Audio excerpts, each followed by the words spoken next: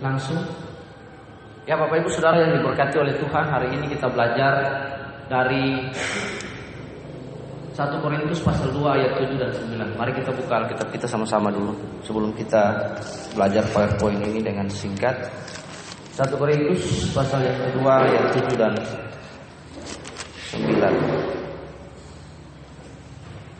Tetapi yang kami beritakan ialah hikmat Allah yang tersembunyi dan rahasia yang sebelum dunia dijadikan telah disediakan Allah bagi kemuliaan kita. Tidak ada dari penguasa dunia ini yang mengenalnya. Sebab kalau sekiranya mereka mengenalnya, mereka tidak menyalibkan Tuhan yang mulia.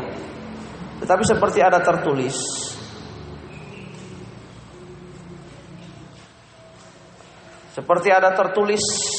apa yang tidak pernah dilihat oleh mata dan tidak pernah didengar oleh telinga dan yang tidak pernah timbul di dalam hati manusia, semua disediakan Allah untuk mereka yang mengasihi Dia. Nah Bapak Ibu, oleh Tuhan Yesus tadi kita sebelumnya sudah lihat di awal sebuah short video. Short video yang berjudul tentang martabat.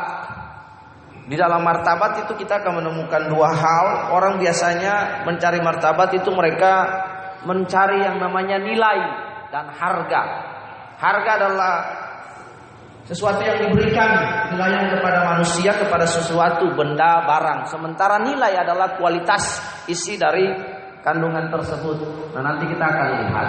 Bapak Ibu yang dikasihi oleh Tuhan, penebusan oleh darah Tuhan Yesus sebenarnya hendak menempatkan manusia sebagai makhluk yang memiliki martabat yang sangat tinggi.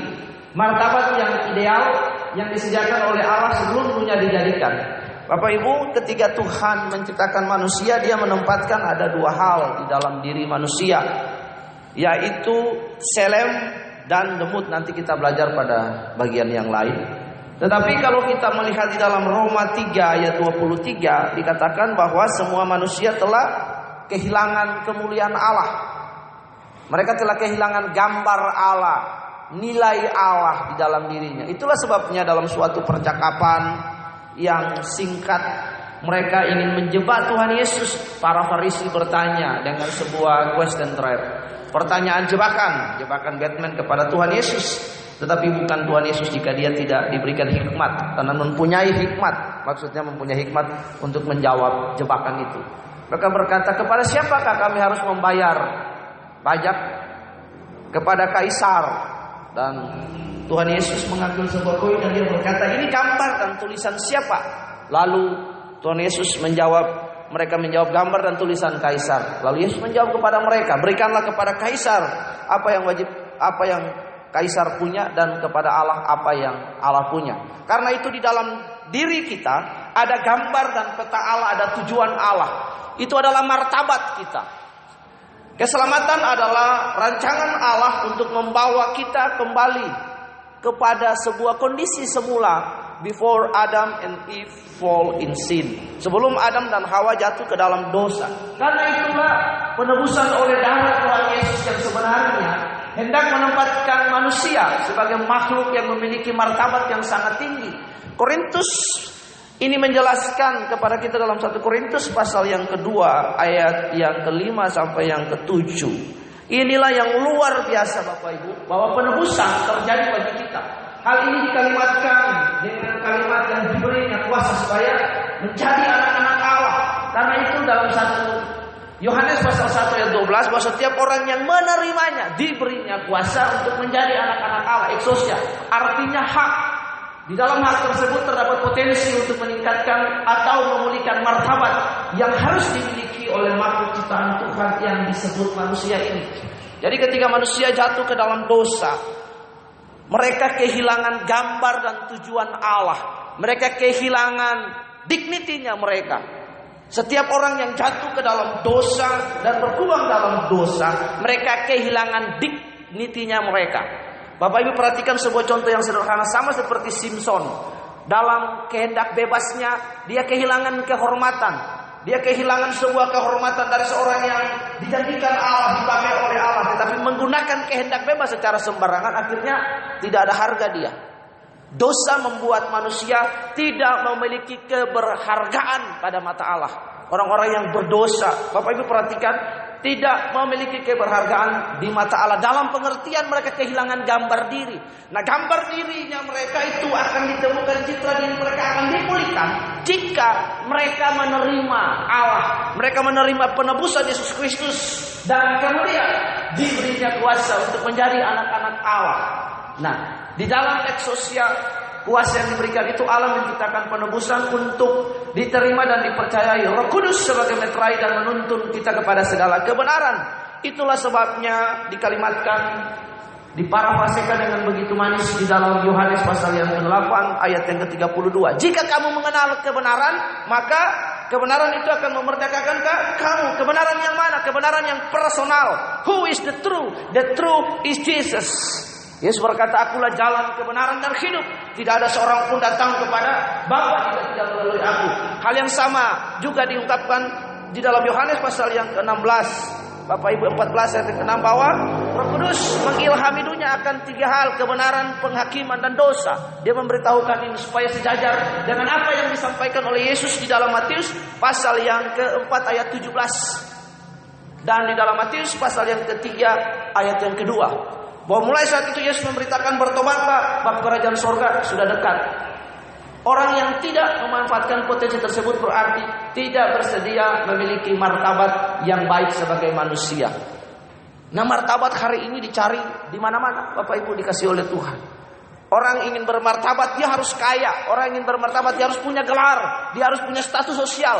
Inilah yang dunia artikan sebagai martabat. Tetapi martabat bagi kita sebagai anak Allah adalah mengenal Allah dan membuat Allah dikenal dalam hidup kita. Menerima karya penebusan Allah bagi kita supaya kita disebut anak-anak Allah. Nanti juga menjadi anak-anak Allah ada proses yang disebut pelegalan menjadi anak Allah atau huyus. Kita lihat next. Adalah sangat bermartabat kalau seorang menjadi anak Allah. Anak-anak Allah disebut bukan sekedar sebutan yang membuat seorang merasa dan berusaha meyakini bahwa dirinya berstatus anak Allah. Hal menjadi anak Allah bukanlah sekedar merasa dan berusaha untuk yakin bahwa dirinya adalah anak Allah, tetapi kesediaan dirinya belajar, dimuridkan melalui proses yang panjang dalam kehidupan Kristen yang benar sehingga bermartabat sebagai anak-anak Allah. Nah, Bapak Ibu perhatikan di dalam Roma pasal yang ke-8 ayat yang ke-14 berkata bahwa semua orang yang dipimpin oleh Roh Allah adalah anak Allah. Semua orang yang dipimpin oleh Roh Allah adalah anak Allah. Kata dipimpin artinya agoni. Agoni artinya intens konflik. Konflik yang berkepanjangan dalam diri kita. Karena itulah Tuhan berkata bahwa kerjakanlah keselamatanmu dengan takut dan gentar akan Dia. Sebelum kita dipimpin dan dikendalikan oleh Roh Allah untuk memenuhi tujuan Allah, the willingness of God, do the will of God, melakukan kehendak Allah. Ada hal yang penting, kita harus berjuang dalam hidup ini. Ada di dalam diri kita yang namanya sarkos, manusia daging kita. Kemudian ada manusia roh kita. Hati nurani kita harus dipenuhi dengan kehendak Allah. Ini sama itu. Supaya kita bisa melakukan keinginan dan kemauan Allah. Ada perseteruan di dalam konflik yang panjang. Ketika konflik itu dimenangkan oleh manusia roh, maka kita dapat melakukan kehendak Allah. Tetapi selama konflik itu dimenangkan oleh manusia daging, maka kita tidak pernah bisa melakukan kehendak Allah dalam kehidupan ini. Banyak orang Kristen ketika meninggal dengan bangganya pendeta berkata langsung masuk surga. Belum tentu. Karena percaya artinya menyerahkan diri sepenuhnya kepada yang dipercayai. Apakah kehidupannya sebagai seorang perantau, paroikos dan parapidemos, pengembara di dunia ini melakukan kehendak Tuhannya? Karena orang Kristen tidak otomatis masuk surga. Kalau kita bilang percaya yang seperti apa? Percaya yang bagaimana? Iblis juga percaya, bahkan sampai gemetar. Karena itu percaya artinya menyerahkan seluruh area hidup kita 24 hour in our daily life.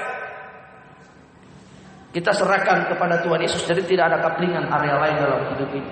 Karena itu bukan persetujuan pikiran, menjadi orang Kristen bukan persetujuan pikiran, bukan persetujuan administrasi, tapi adalah diproses oleh Allah, Bapak Ibu. Untuk menjadi anak-anak Allah ada proses.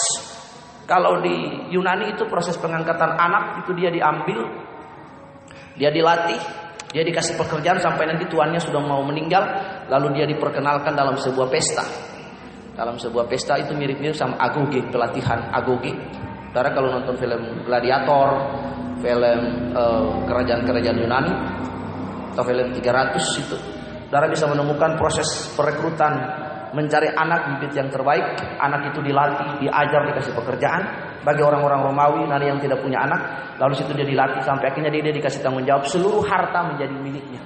Jadi tidak gampang kita menjadi anak-anak Allah. Karena itu Tuhan berkata bahwa masuklah melalui jalan yang sempit. Jalan yang sempit itu perlu proses, Bapak Ibu, yang dikasih oleh Tuhan Yesus. Tetapi kesediaan diri bagi kita dimulihkan melalui proses yang panjang dalam kehidupan kekristenan yang benar sehingga bermartabat sebagai anak-anak Allah. Itulah sebabnya kita dikatakan murid. Murid artinya seseorang yang mengikuti orang lain, yang belajar dari cara hidup, kemudian mengaplikasikan hal yang sama dalam hidupnya. Next. Itulah sebabnya Bapak Ibu menjadi hal yang mutlak yang harus dipahami. Bagaimana seperti Allah Bapa. Jadi ketika Tuhan Yesus berkata kamu harus sempurna seperti Bapa di sorga, artinya bahwa orang percaya harus bermartabat. Banyak orang Kristen yang menolak untuk berjuang bermartabat seperti Bapa. Mereka menganggap bahwa itu tidak penting atau dianggap bukan sebagai sesuatu yang membuat dirinya bermartabat. Hal ini sama seperti anak-anak yang disuruh orang tuanya bersekolah demi martabat di hari tua nanti. Bapak Ibu perhatikan contoh Esau. Kalau kita membaca Ibrani pasal yang ke-12 ayat yang ke-15 dan 17, di situ ada kata broseos, kata sepiring makanan. Bapak Ibu yang dikasih Tuhan, Esau tidak mau diproses. Esau menolak dalam kehendak bebasnya, dia menggunakan kehendak bebasnya untuk memuaskan hawa nafsu. Jadi kata pornos dan bebelos di situ. Pornos artinya sebuah perselingkuhan yang merusak hubungan dengan Kristen. Banyak orang Kristen tidak mau sempurna seperti Bapak atau Teleios. Mereka hanya mengaku Kristen, pergi ke gereja setiap hari Minggu ke gereja melakukan ibadah ini supaya orang mengenal mereka dan mengetahui bahwa mereka memang beragama. Secara sosial orang tahu, oh iya dia beragama. Kalau di Indonesia ini kan kalau tidak beragama disebut ateis, tidak beragama disebut komunis. Walaupun dia ke gereja, dia tidak mendapatkan kebenaran, dia tidak mendapatkan sesuatu. Yang penting dia ke gereja untuk memenuhi persyaratan pandangan manusia secara moral, secara sosial. Karena jika seseorang tidak beragama secara sosial, dia akan dikucilkan juga. Bapak Ibu yang dikasih Tuhan, lihat, kalau saudara lihat gambar, kenapa saya taruh gambar di salib terbalik? Inilah Petrus. Dia menjadi sempurna seperti Bapa di surga. Tidak gampang Bapak Ibu. Susah, tapi bukan berarti tidak bisa. Mari kita lihat next slide. Next slide ya. Ya, manusia memandang bahwa yang membuat dirinya bermartabat adalah pendidikan, pangkat, penampilan, cantik-cantik, fasilitas yang dimilikinya, rumah mobil perhiasan, keturunan dan lain sebagainya. Kalau seorang menjadikan materi sebagai nilai martabatnya, maka itu berarti dia menyembah setan. Bapak Ibu yang dikasihi oleh Tuhan Yesus. Ini yang kita belajar lihat di sini. Karena itu tadi manusia memberikan nilai bagi kita. Ingat, nilai kita bukan seberapa kita berpendidikan. Nilai kita bukan seberapa itu nilai bagi dunia. Bukan seberapa kita kaya, kita punya kekayaan dan lain sebagainya. Tapi nilai kita adalah kita mengenal Allah sebagai pencipta, kita menerimanya dan melakukan kehendaknya. Keselamatan itu kita peroleh, keselamatan yang benar, percaya yang benar, beriman yang benar, diproses dengan benar. Itu adalah sebuah kehormatan bagi kita. Our dignity, if we know about Christ and follow Christ, this is our dignity. Itu adalah kehormatan bagi kita, bukan kehormatan bagi dunia seperti fasilitas dan lain sebagainya. Itulah sebabnya Tuhan Yesus berkata dalam Lukas, dia membuka sebuah perumpamaan. Kalau kita membaca perumpamaan di Matius juga pasal yang keempat, kita bisa menemukan di situ bahwa seluruh materi di dunia ini diserahkan kepada iblis. Itulah sebabnya dia berkata, jika engkau menyembah aku, maka seluruh isi dunia ini, dalam tanda kutip, dalam kemahakuasaannya, Bapak Ibu, semua materi. Karena itu lawan Allah yang sejajar adalah uang, mamon itu sebagai lawan Allah.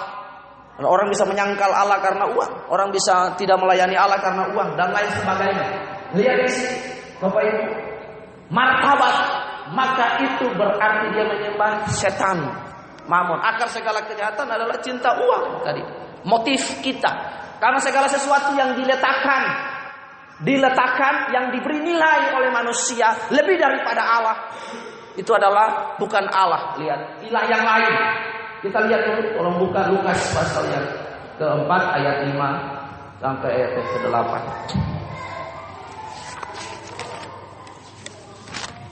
Lukas Pas